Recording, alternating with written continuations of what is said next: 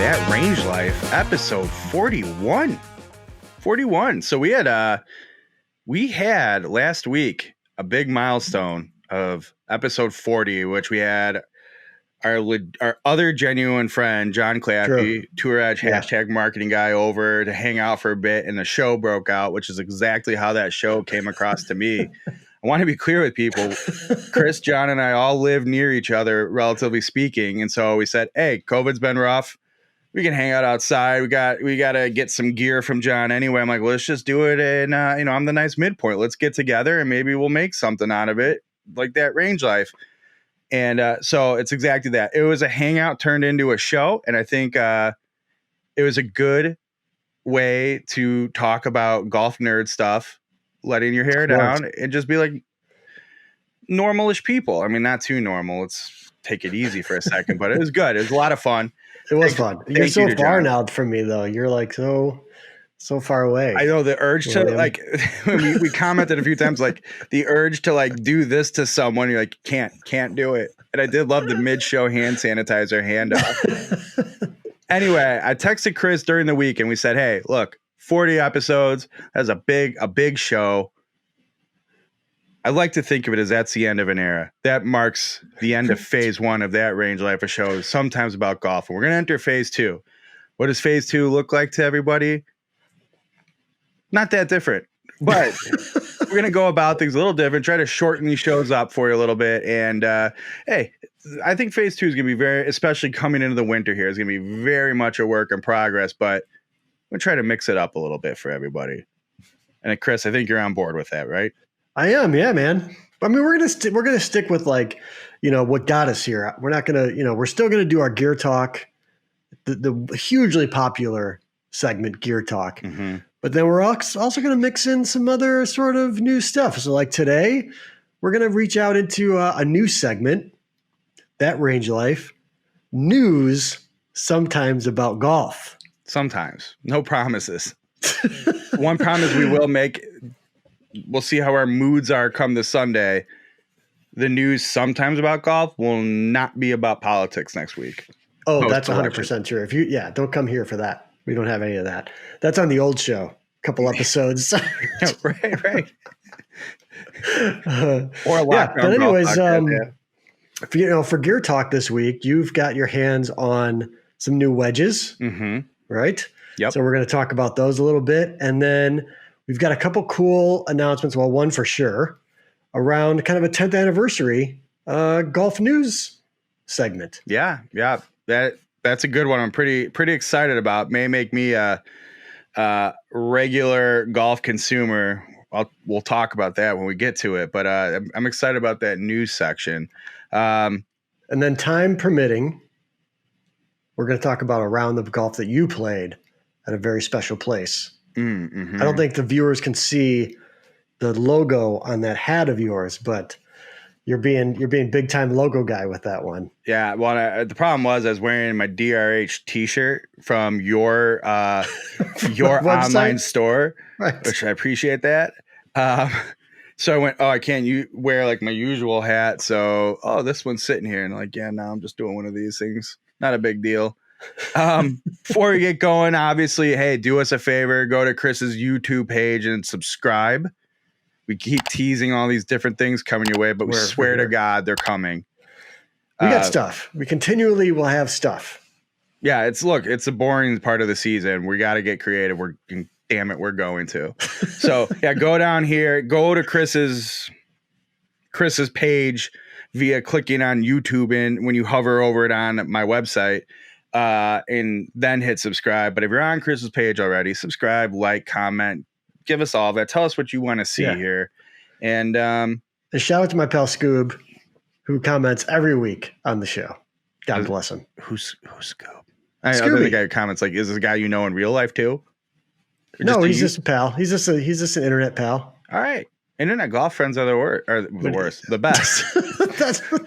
I was going to start moving on about how that's how we became friends. And I was going to say, yeah. Intuition kicks. Actually, that's how Tommy and me became golf friends too. Right. Adam Unfiltered. I mean, come on, man. No, I didn't meet Adam Unfiltered on the internet. It was because of the internet. Huge. Okay. Oh no, that's how I met you too. Never mind. We don't count. Right. Internet did not bring our relationship together. Anyways, Scooby, thanks for watching, man. Sup, Scoob. All right. So with that said, what's our first segment we're doing in phase 2? Gear talk. All right, let's go to Gear Talk.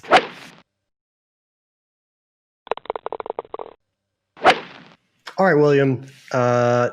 You got your hands on some new wedges from Callaway. Correct. Is that accurate?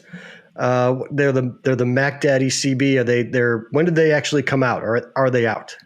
Yeah, I should know that. I think they're out. Okay. I think so, but I do know they're definitely hitting amongst the golf blogosphere. All the other golf guys, Good Pal, Adam Unfiltered, just I saw that he got well. some. Yeah. So they're around. Okay. A lot of this is kind of a departure for the usual Callaway wedge branding. Yes, it's a Mack Daddy, but Mack Daddy's historically been their blade, tour profile kind of wedge. And this thing, forged wedges, right? Well, this thing is a cavity back wedge. And interesting. We've seen that from other brands, and as we get into this, so John from Driver Range Heroes reviewed them. Big Callaway guy, but also like a big wedge guy. It is not uncommon to see John go through every major OEM's wedge per season, and not out of like trying to fix anything with his game. He just loves wedges. He just loves them. Yeah. And reading his review, he made a really good point about the Callaway Mack Daddy cavity back wedge, in that they don't look like a player's blade wedge, but if you saw one in the same bag, you wouldn't feel like it looks out of place. Now, the bigger thing though, he said, if you play like a cavity back iron, so for instance, say the new Callaway X Forged CB irons, they're trying to think like Razor X. Was it X Forged? The X Forged Apex X Forged. I can't even remember the branding on it, but the last X Forged, it's not a blade, but it has a player's profile to it, and not a ton of offset. If you play those and then transition to this wedge, it's pretty seamless with still giving you like natural and giving you like a wedge look, like a nice player's wedge look, as opposed to, think about, without naming names, there's nothing wrong with your irons, but like think about your irons, and if you play that down through a lob wedge, like those are going to be chunky. Now, to be fair, most irons do not progress all the way through a lob wedge, but they might go through from pitching wedge to gap wedge, even sand wedge, where these start at pitching wedge, like most players' wedges do, in case you like that look better at that loft, and go through lob wedge, and it kind of fits seamlessly into that cavity back design, and they look great that way. So while you aren't going to sit here and think, oh, I got a blade wedge, the profile's still nice, and it does give you a nice flow like that. So you could swap it out, your pitching wedge, you could start at a sand wedge, whatever, but flows really nicely. That said, do you play more of a player's blade-ish club, but you suck with your wedges? Right. I don't know if you know anyone like that, and you're like, look, I'm not trying to hit cute wedge shots. I just want to hit a standard, stock, basic wedge shot. Like, I just want to be able to clip it, get it in the air, land on the green. I don't want to blade it, and I don't want to, get under it. I just need some help. But I have good blades. Like, these look fine, and you're not going to sit there and be like, this is a big chunky thing I can't stand to look at. Yeah, I was going to ask about the why you'd want a cavity back wedge, but you answered the question already. It's just go ahead. No, I'm just saying. I'm just thinking it's more standard, basic shots and more forgiving, a little more up in the air launch. Right. So the way John said, it's like, this doesn't give you all the wedge versatility that you fancy wedge wizards are looking for. My guy Andy Gorman wants more playability and versatility out of his wedge. He likes to be able to do cute little hooded wedge shots. He likes to bump and run. He likes to flop them. He likes to, one hop and check and take them in low, float one over a tree, right? Mm-hmm. you can do that with those wedges, and if you have a wedge game. But then you run into, and I'm proud to say I've sort of moved on from this now, but thanks to Andy Gorman, there's a lot of players like, I don't care. I don't need to do any of that. I'm 30 yards off the green. I just need to get the ball up onto the green. Right. Right. Ideally, that's like 90% of players, I think. Right. And you're like, oh, but you might need more spin. I don't give a shit about spin. Just give me a landing point. Right. To try to go for. And if it rolls out, it rolls out. But I just want to hit a good wedge shot. So this cavity back, what it does, creates more, it has more perimeter. And you if you put pictures in the video here, that'll help. But if you don't, you can go to drivingtrails.com and see the pictures. There's more perimeter weighting around this wedge and a lot of weight down in the sole. It has bigger bounce. So again, it's just for that, like that straight into the ball shot. Let it go. It's through the turf. No big deal. Right. John says it really pushes turf. But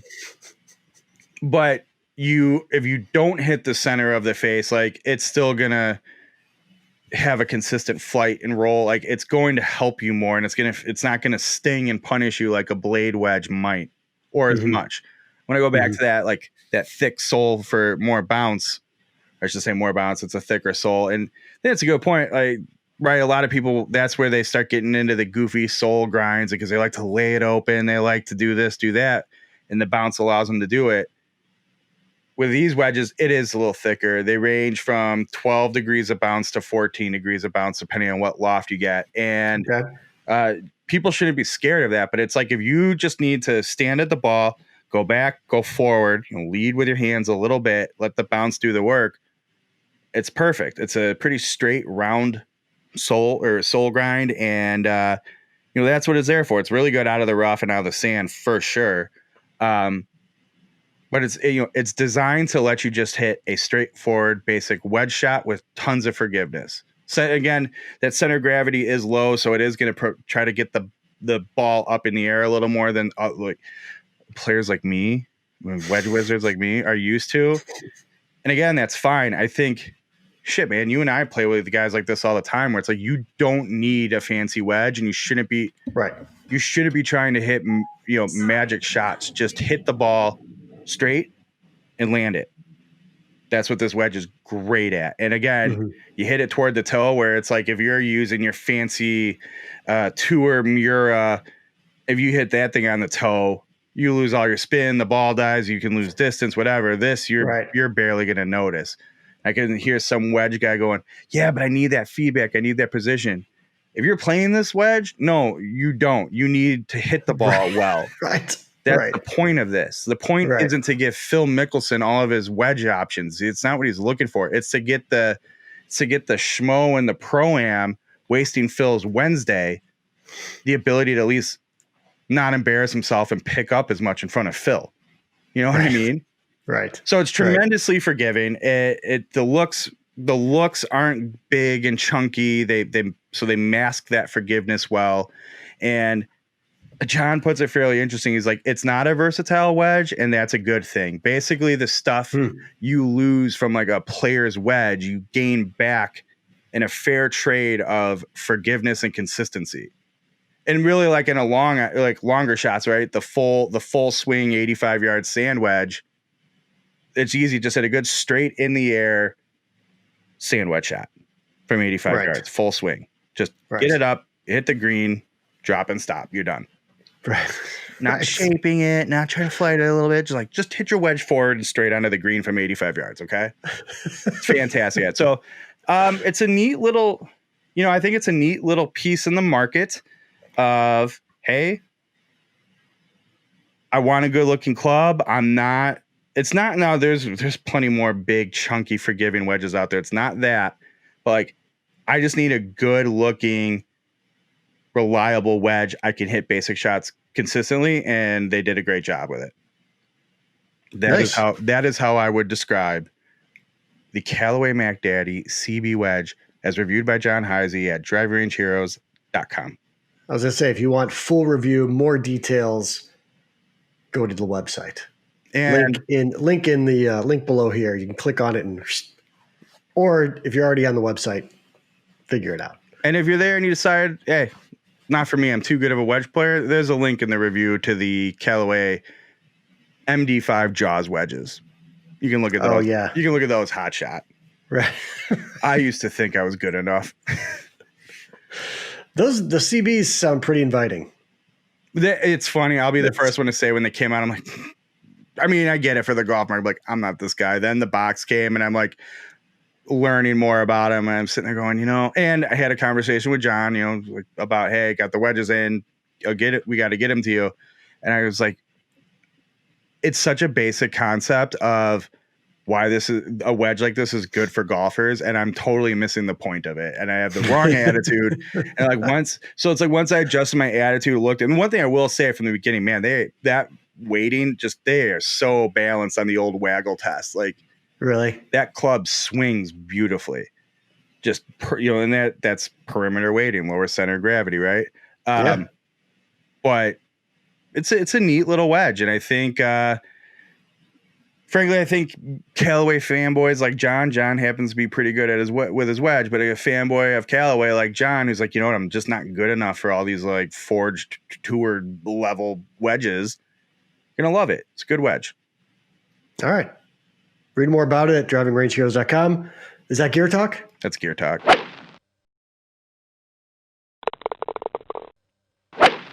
All right, William, are you ready for the brand new, first time ever That Range Life, a show sometimes about golf segment? I am. Let's do it. That Range Life news, sometimes about golf.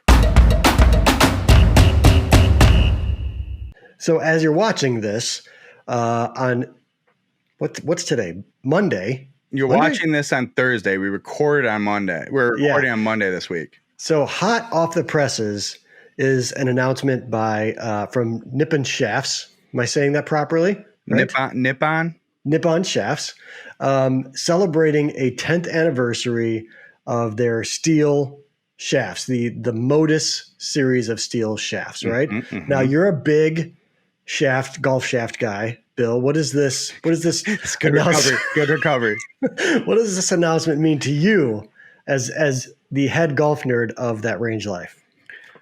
Well, Chris, the announcement is specifically the NS Pro Modus series from Nippon came out officially 10 years ago. And it has, let's just say arguably on all this, right? A lot of great shafts out there. But one of the claims to fame was like, aftermarket iron shafts were becoming a thing. And that people are really paying attention to as, it's always sort of like you played the Dynamic Gold S300 and that's it. Then KBS entered the market, Project X entered the market, et cetera, et cetera. And then these guys, Nippon, came around, right? Japanese company, really tight specs and tolerances, just very highly engineered, it's sort of uncommon in the world of steel shafts, right? They're pretty, at the time, they're very straightforward, basic. Yeah. It wasn't like, they weren't catering to all these different ball flights and spin rates, right?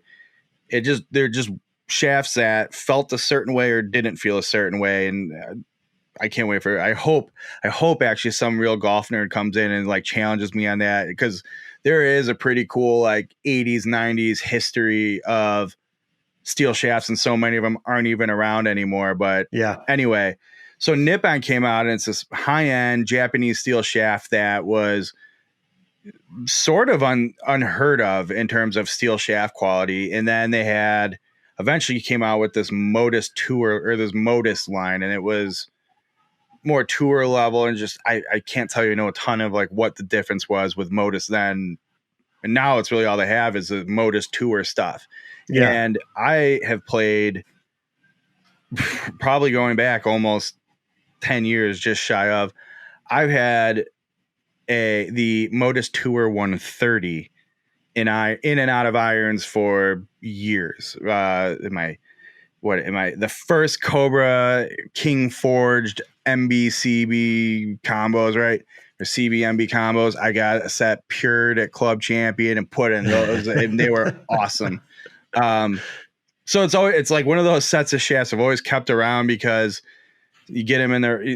I mean, I've had them and stuff where I didn't like them, so I came up like you get them in the right combo and they just feel so good. They're so smooth, just like you don't get a lemon in them, like when this doesn't feel quite right. Reliable, consistent. Tolerances are awesome. There's a handful of people like I know who are like huge Nippon nerds. I'd almost love to get on this show and let them roll on Nippon. You'd be like, wait, this is just a steel shaft, right? It's fat. It's interesting.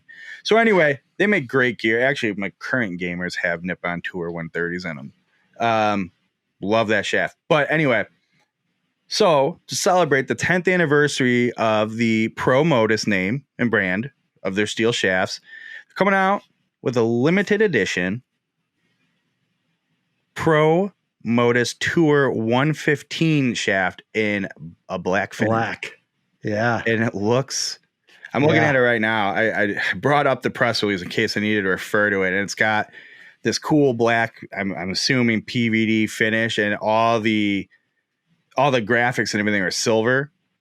Looks awesome. And then now I'm like, well, I'm not, the 115 never really fit me too well, but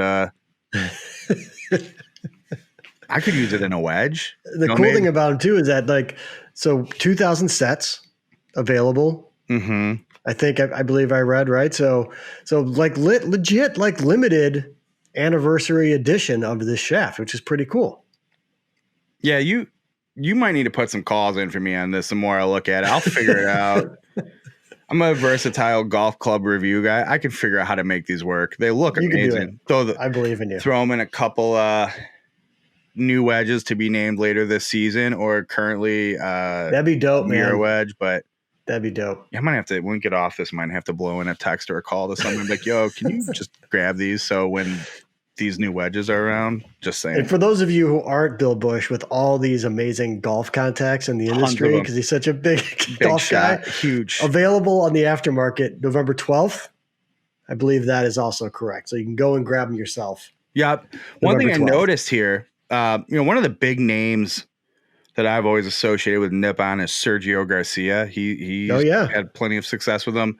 But I totally forgot in this conversation, they had this shaft Nippon before the Modus name was a thing, which is their bread and butter now. But they had this shaft, the Pro 950 GH. And I was scanning through this press release as you were updating us there. And man, that shaft, not necessarily a great fit for me, but when it was back in the day of like steel shafts, that thing was unbelievable. It was so smooth. I could spin the living daylights out of them. I want to say I had them in the Nike this would probably been right about when you were picking up golf. The Nike VR, I think it was VR Pro forged irons, and they were like like an early predecessor of the like players cavity back distance irons, right? A little stronger lofts, a little thicker, heavier, but they had that shaft in it and that club itself. And these things, I was never going to game them. I just couldn't, do this with them. But man, that combo was filthy. Yeah. And then like right around that time, I feel like, the Modus thing was taking off. So yeah, the timeline's adding up to me. There you go. Yeah.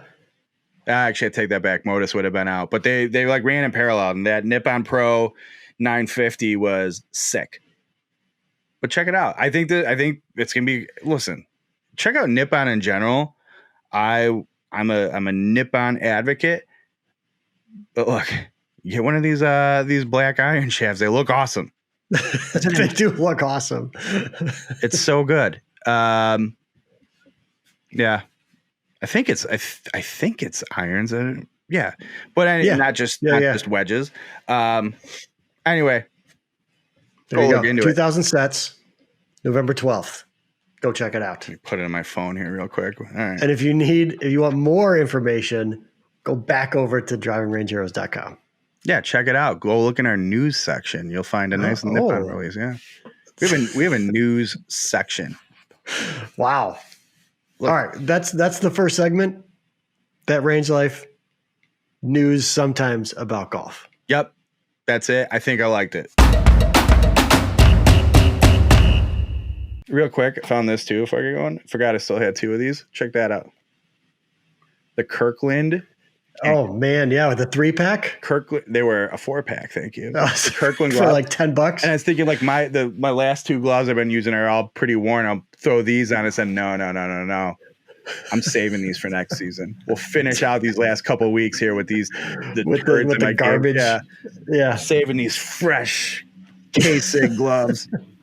All right. All right. You played some golf this weekend. Well, we both played. My round of golf was nondescript, uninspiring, but you got yourself onto a very old, significant golf course. To be fair, so tell us about this golf course. It was not this past weekend. It was 2 weekends ago. Actually, not even a Friday. And I do enjoy this story. Like I went on a stretch of, like, I don't know if you guys know this. I'm kind of a well-connected golf guy. Okay, I was walking down the 9th fairway of Oak Park Country Club, 104-year-old Donald Ross, which that's another. Maybe I'll have this friend on sometime to talk about our, like, new discovery of the truth of Donald Ross there in the story. It's fascinating. Really? Yeah. Cool. I'll save it for another time. Maybe I'll see you tomorrow. Anyway, I'm walking down the ninth hole in the fairway. I hit it. It was one of the few good. This was a big round of, like, maybe my year needs to be done. And my phone's ringing. And I'm like, I don't think it's a work thing. I don't know. I take my phone out, and it is a friend I know. I don't want to drop the name on this. Like, I don't think it's right. And because it's just not the right picture, but it's a relevant name to our ongoing stories. You know the name. Okay. Yeah. So, and I see it's him, and I'm like, now he does call me out of the blue about random stuff because we're legitimately friends, and he is not this way generationally. He's this way. So phone calls are still a thing. And I'm like, I'm in the middle of the fairway actually I'm on the tee box. I'm sorry, at Oak Park Country Club. As I'm walking down the fairway now, I'm like, good time to check my voicemail in case it's what I think it is. Yeah. It was what I thought it was. And he's like, hey, this date, no time yet. Butterfield Country Club, Oak Brook, Illinois. Yep. And I'm like, oh, yes. So it's funny, right? In Chicago, the Chicagoland area, we're full of ancient historic golf clubs. Mostly private golf clubs. Yeah. Like the cool history there are some gems of cool ancient history in the Chicagoland golf. There's not many that are public. There's just not. No. And this is another one that is private. Now, it turns out I grew up a town over from arguably the most exclusive and private Chicago golf club in Wheaton, Illinois. Have been fortunate to be out there a couple times. I have been on Medina 3 a handful of times. I have been to Northmore Country Club. I've been on at Beverly.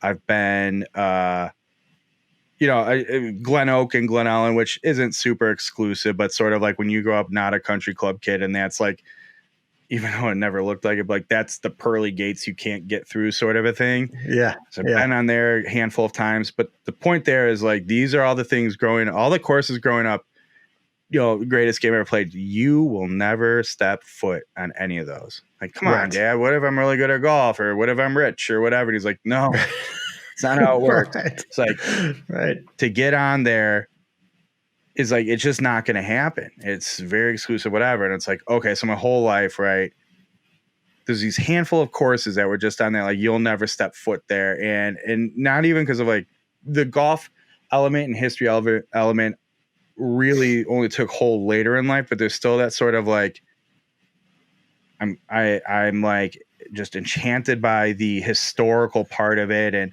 it's a lot of things I don't love about golf history and private golf and all, but still that, like, getting through into those places and, like, being in those antique of American history and landscape, Yeah. Butterfield Country Club has always been on that list. Like, there's this course, and I remember being like, there's this course in Butler where this course in Oak Brook called Butler where they played the Western Open, but there's this other course Yeah. They're called Butterfield Country Club, which is maybe even harder to get on, and blah, blah, blah, blah. And I go, oh, have you ever played there? And my dad's like, no, this is like, there's no chance. I'll do my whole life. I'll never get inside those places. So, I had that list, and like Butterfield was really the only one left in that growing up as a kid. Like, you'll never step foot there. So I finally got to step foot there. Yeah. Place. So admittedly, it was just me and this person. We weren't, we were there in the morning because it was open. I mean, if you want to know who it is, go to Range Heroes on Instagram, right? Oh shit! I did put that out there. Yeah, actually, I'll just say it. Go to @Range Heroes on Instagram and look for the post. Right. So you get some follow and follow. That's right. Side note: I was in Uncle Bill's club graveyard today, and speaking of Callaway wedges earlier, I think we're gonna do, and it's not the new wedges, but I think we're gonna do a giveaway with @Range Heroes in the near future here. I think we are. All right. I'll go follow for sure then. Anyways. Definitely. So it's an in and out affair, right? And it was just at remember that we had that 4 days of straight flooding storms. Yeah. So this place, I'm like, I'm just hoping we're going to be able to play, let alone, have okay conditions. It was a little soggy out there to say the least. And they have these creeks running through it. And the first tee box, they have 3 9-hole courses. 2 of them, I think only 2 of them, maybe the third one does too, and I didn't realize, but tee off in this area where it's like these rectangular, just straight tee boxes with these canals, for lack of a better term, or do they call the things in Venice, where they go through with the boats, those little boats with the sticks, they're canals, right? That's what they call them, yeah. Yeah. So it's like that, and just as boats with the sticks. That's what they are. They're pushing with sticks in those gross, dirty canals. The canal's clean now because there was clean. Anyway, sorry. That's a great Google too, by the way. You can actually see the fish. Yeah. Yeah. Crazy. So it's just, my wife, I talk about all the time, my wife doesn't give a shit about any of this golf stuff, and I don't blame her. And I showed her that picture, and she's like, oh my God, that's beautiful. It's amazing. Really? So we didn't get the whole club experience, which I've heard from some people, as a guest and all that, it's top notch. So we played the red and the blue course. The white course is closed to getting worked on. And there wasn't a bad hole out there. I mean, really? I could pretty much go play any 18-hole course and be like, all right, this hole's a little, you know what I mean? Yeah.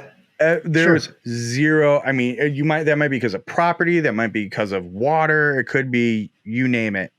And there were none of those on this course. And I'd love for somebody like, well, this hole. I'm like, you're wrong. You have the wrong attitude. If you think any of the holes are bad on this course, you just have the wrong golf attitude that is not welcome on that range life. But every hole was at least good. Yeah. I've been telling people it might be the most complete 18 holes I have seen in years. Wow. Just fantastic. Okay. I'm not saying there aren't better courses. I'm not saying there aren't better architecture examples, blah, blah, blah. It is just 18. Right. Start to finish. Complete good holes. Yeah. And here's where I don't know a ton, but it's 1920 Langford Moreau. And as we've talked about on the show before, specifically around Lasonia, the thing that set them apart from other people in the early, the first quarter of the 20th century. Mm-hmm. Well, Don Ross, HS Colt, all these guys are coming out and hitting flat land with their horses and plows to move dirt and sand. Yeah. Langford Moreau were hitting dirt and sand and flat land with steam shovels. Was that with the steam shovel? Yep. So as building all that big dramatic sort of volcano sort of greens and things. Yeah. So you don't really get that volcano thing as much at Butterfield, but there's definitely while there is a small creek that runs through there, it's not, it's not the DuPage, or I'm sorry, it's not the Illinois River and the stuff you get down by Cog Hill or Fox River out in Elgin, right? So you don't have those giant river valleys creating. It's a flat area for the most part. Okay. The elevation changes and mounds and hills on this place were nuts. And I'm like, you can't tell me I'm in Oak Brook, Illinois, over here by Oak Right. Brook Mall and Yeah, which is Nordstrom probably a Rack swamp in 1920, right? or something, right? And now here's the thing. It's had some work done. I know at one part, like everything did that was cool in the Chicagoland golf scene.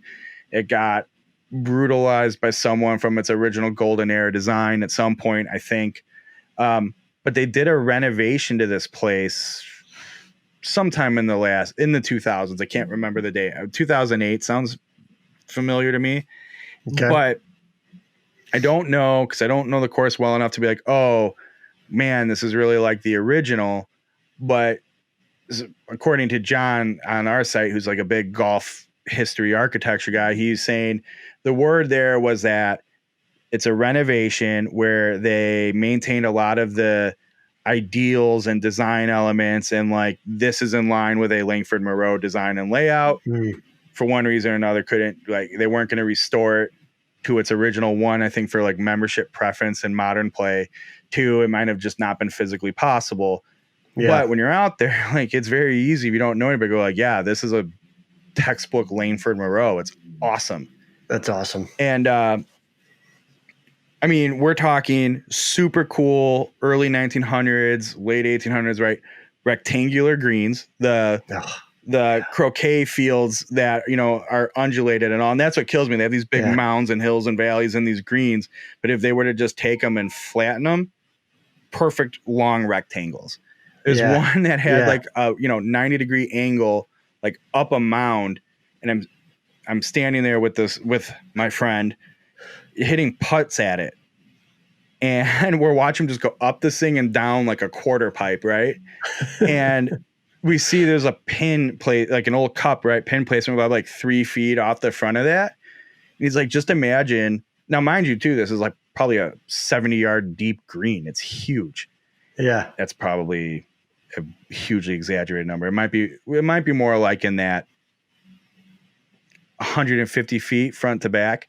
And it's like, imagine just like throwing one at that corner, hitting it dead on and trying to like tuck it into that pin. But the problem is, because it's just so much elevation, just rides down that thing and off the front of the green.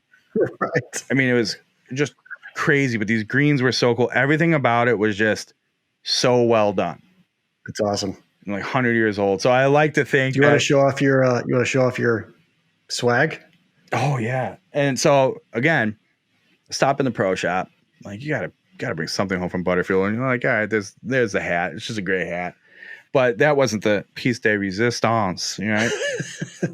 I didn't do the math on this at the time, which is even better. But I'm like, I got a small flag collection, especially of these you'll never step foot there places, right? And I go, I'm going to bring a flag home from it. Don't realize this, 1920. It's 2020. It's their centennial year, right? And these places all these clubs are very big into their centennial event. Very aware. Them. Yeah. Yep. And I get it. I understand it. That they're very proud of them, and they should be, right? So I got the flag. Pretty pumped. Without even realizing it. The Centennial logo on that thing. It's honoring the Centennial, which is just amazing. This isn't like their normal flag, but they did these this year, and this is what's up on the course. I didn't realize it over 18 holes either. So pretty pumped that like that's going to be my Butterfield Country Club. That's a big win. Yeah. So yeah, that place was awesome. And nice. It's funny because like I don't even know what relevance or care people have, and I'm sure some of your hashtag golf chat pals will have some thoughts or would have some thoughts on it. But I don't know, man. If you just look at it from like, God, I like to play fun, cool golf courses and have a good time playing, even if I hit terrible shots, that place was it. Bunkering looked amazing, and the condition was so good. It was the best. It was the most take company out of it, which the company was great. Like, I love golfing with this guy every time we get to. He's like my perfect golf counterpart, I've decided. And more so out of like, we're both like, I don't even care how I play. Just I suck, but man, I hit a good shot. Okay, cool. Look at that hill though. The way they did that hill, like that's how every round of golf is. but I can't remember from an actual playing golf perspective the last time I was this like buzzing and pumped about. Maybe Arcadia Bluffs South last year when I was like, this is Chicago Golf Club in Michigan in 2019. Maybe that, but yeah, man, I was buzzing the rest of the day from this place. Just buzzing. So that's good. awesome, man. So that's all. That's awesome. That's all. That's my Butterfield Country Club run on just how cool that place is. And it was nice. I guess moral of that story is like, it's nice to still have something to like still get excited about something like that, you know, not just be like either. I think you run into the people who have become sort of numb to it because they're like, oh, I'm always checking out new courses and like, oh, it's cool. But like getting that, like, this is a thing buzz to it still is. Yeah. It's why we keep coming back, Chris. It's true. All right. With that said, that's all I have to say. I should shut All right. up. Good show, man. Good show. You wrap it up? Let's wrap it up. All right. You can close it out. I closed it out last week because your mic broke. That was the best. You can clearly see it in the video. I'm like, you know what? Just do it. And I think you're like, oh, you can definitely tell your first response is like, oh, he's just on one here being a character. And then you see me like feverishly, you could probably like, John probably saw my face and be like, oh no. And probably had a face that went, uh-oh, something's wrong. And you're like, oh, I got it. Okay, we'll close the show. All right, so fine, since you closed last week. Anyway, good show, Chris. Hey, comment. Let us know what you'd like to see here in phase 2 of that Range Lifer show, Sometimes About Golf. We're going to change it up here. 40 episodes with their own era, their own place and time. That's right. This is the way forward. We're going to change it up, and we're going to grow with all of you. With that said, Chris, it's been a pleasure. Hopefully I'll see you tomorrow. If not, hey, man, have a good week. I'll talk to you next time. All right, man. See you. Bye, everyone.